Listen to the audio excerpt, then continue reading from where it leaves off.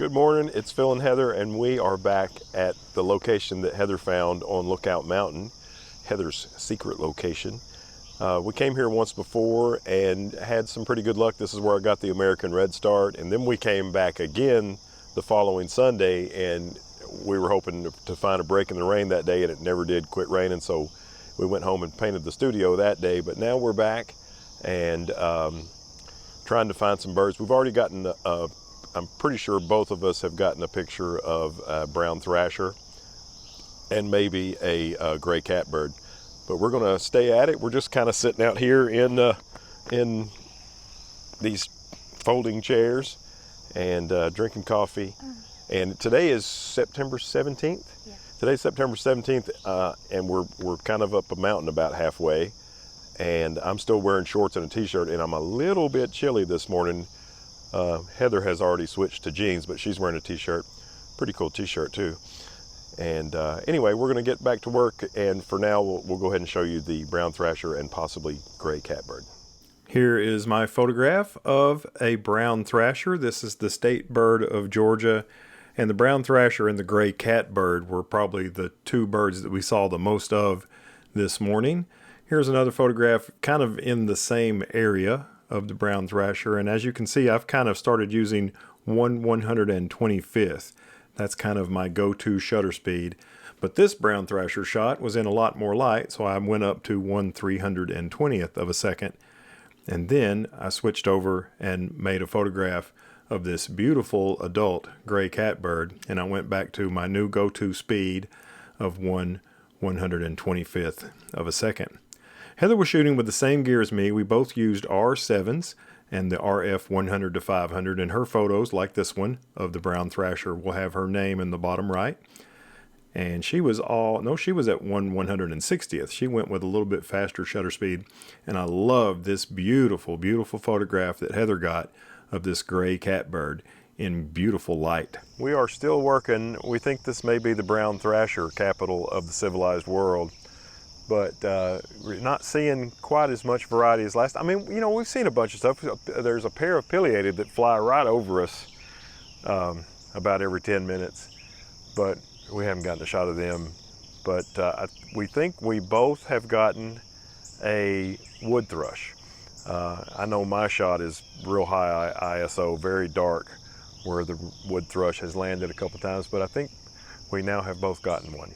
This is my photograph of a male eastern towhee that was there at Heather's secret location on Lookout Mountain. And I was happy to get this photograph, but even happier to get this wood thrush.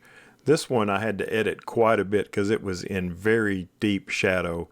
So I worked on this quite a bit, and it has a speckled breast that is very similar to the speckled breast that you see here on this beautiful example of a brown thrasher that I photographed. And this one was really dark. Look, I used 1/60th of a second for this shot. And then I pointed my camera up because I saw this half moon and I thought it looked pretty cool.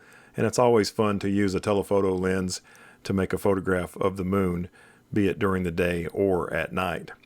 Here is one more shot of the wood thrush that I was happy to be able to capture. And Heather got a shot of the wood thrush, I think in this same location. And here is Heather's photographs. This is Heather's photograph of the male eastern towhee there. I think this is a telephone wire that she's gotten the towhee on. And Heather also photographed and got this beautiful brown thrasher there at her secret location. Look, she's down to 1/50th of a second on this shot. And this is Heather's wood thrush photograph. She's up to 1/125th on this shot. Just a beautiful bird with a speckled breast, very similar to the brown thrasher. Now this bird that we saw from quite a distance is a female rose-breasted grosbeak, and we got our first male rose-breasted grosbeak earlier this year. And this bird is a Veery, and it looks similar to the wood thrush with its speckled breast, but its speckles don't go down as far. And she got the Veery on a power line. Good job, Heather. We're still out here working on it. We saw a common yellow throat. I got a picture, I don't think it's that good. And we got a what was it called? A giant Virginia hoverfly? Virginia giant hoverfly, and Heather got a Cardinal, and I got a Carolina Wren. This is the bird that we thought at the time was a female common yellowthroat, but it's actually a female American redstart, first one I've ever gotten, and I got my first male American redstart at this location. Here is a Carolina wren, just a beautiful and very common little noisy bird. We really love them. We've had them nest in a nest box at our house, and this one was particularly beautiful, and I loved the bokeh-fied background. So I made a couple of shots of it while I walked down the trail, and Heather stayed back at the car.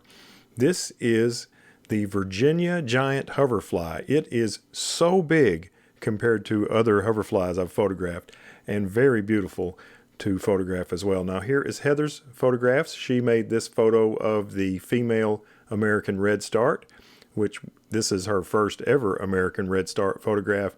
And while I was down the trail getting the Carolina wren photos, she got this male northern cardinal photo back at the car where I had gone down the trail and left her by herself for a moment. She got that cardinal and then this cardinal as well, with some out of focus purple flowers in the foreground. I always love to photograph the male northern cardinal. We've tried to work on lots of different kinds of birds, and you know, we've been struggling a little bit, and finally we decided to embrace the type of bird that's actually here in quantity, and that is brown thrashers and some gray catbirds. So let's look at some more of those. Here is my photograph of a beautiful adult gray catbird there at Heather's secret location. There were quite a few of these around, and as I've mentioned before, quite a few of these beautiful brown thrashers.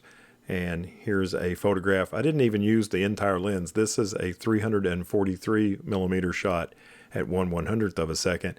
And then high up on the telephone line, I made this photograph of this extra tiny, look how its size compares to that telephone line, this extra tiny ruby-throated hummingbird. Now here are the last few of Heather's photographs for the day. Another beautiful photograph of the brown thrasher. As I mentioned, it's the state bird of Georgia. And here's a couple of photographs that Heather made. This is a gray catbird, but this one is immature.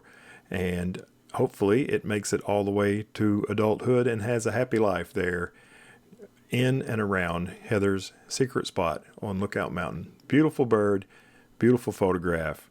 Great job, Heather.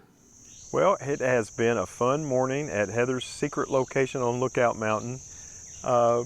Didn't get a million birds, but we got some, so we hope you enjoyed it. Thanks for watching. If you like the content, give us a thumbs up, subscribe, and hit the bell. And as always, we look forward to seeing you in the next one. Bye-bye. Bye-bye.